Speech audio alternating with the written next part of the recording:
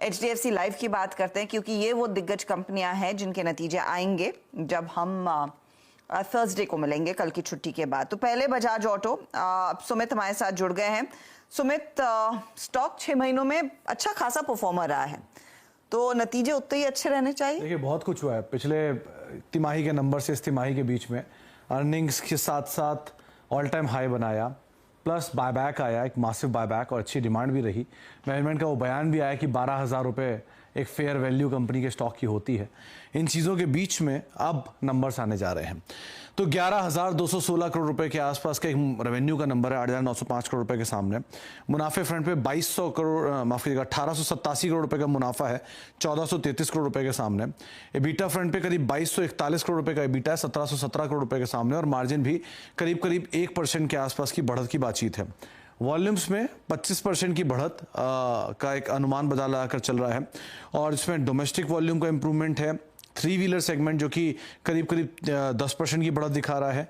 Export के number में 19 से 20% के आसपास की बढ़त है, जिसका एक इम्पैक्ट है, और वो एक्सपोर्ट का नंबर जो है वो अफ्रीकन और साउथ एशियन रीजन की तरफ से ज़्यादा बेहतर आता हुआ दिखाई पड़ा है। इसके अलावा एक लो बेस था, उसका भी एक बढ़िया बेनिफिट देखने को मिला है। YoY बेसिस पर कंपनी ने जो वॉल्यूम है वो 25% बढ़ा है, और 1 से लेकर 2% के आसपास का जो सेलिंग प्राइस है, एवरेज सेलिंग प्राइस है, वो भी इंप्रूव हुआ है। तो इसका एक इम्पैक्ट कंपनी के नंबर्स के अंदर देखने को मिला है, और एक अच्छे प्रीमियम सेगमेंट और 3 व्हीलर सेगमेंट की परफॉर्मेंस भी कंपनी के नंबर से पैन आउट करे। तो ओवरऑल एक अच्छे नंबर्स का अनुमान बाजार लगाकर चल रहा है, लेकिन भूलना नहीं चाहिए कि ऑलरेडी ये शेयर बढ़िया तेजी दिखा चुका, तो उस तेजी के बाद अब नंबर्स आ रहे हैं, तो ऑलरेडी हाई एक्सपेक्टेशन है और उसके बीच में नंबर्स आएंगे। ओके, तो ये बजाज ऑटो, और स्टॉक में ट्रेड क्या लेना बनता है जतिन? चार्ट्स पर कंसिडरिंग पिछले 6 महीनों में का एक आउट परफॉर्मर रहा है, इन लेवल्स पर कुछ कंफर्ट है खरीदारी करने का? देखिए, बजाज ऑटो में जनरली जो करेक्शंस आते हैं वो शैलो ही आते हैं। मेरे को लगता है कि रिजल्ट से पहले ये जो हल्का हो गया है वो बहुत ही अच्छा एक साइन है। मेरे को लगता है कि लॉन्ग साइड की तरफ डेफिनेटली ट्रेड लिया जा सकता है। मैं इसमें एक 8,800 का एक स्टॉप लॉस लगा के लॉन्ग साइड की तरफ ट्रेड लेना चाहूंगा। टारगेट मेरे 9,200 तक के रह सकते हैं। 1,200 के लिए बजाज ऑटो एक बढ़िया अपॉर्चुनिटी, और नंबर्स अच्छे रहने की उम्मीद जरूर है। HDFC लाइफ ये भी कुछ अपने मसल्स फ्लेक्स करने की कोशिश में रहा है, नंबर से कुछ खास एक्सपेक्ट करें?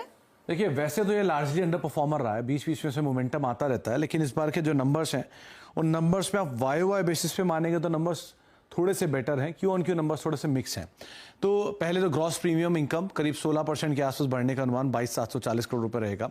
मुनाफा करीब 440 करोड़ रुपए रहने का अनुमान है, 18% की बढ़त की उम्मीद यहाँ लगाइए आप।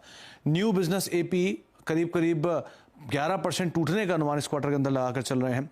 VNB value of new business करीब करीब 1,510 करोड़ रुपए, 19% की बढ़त यहाँ रहेगी।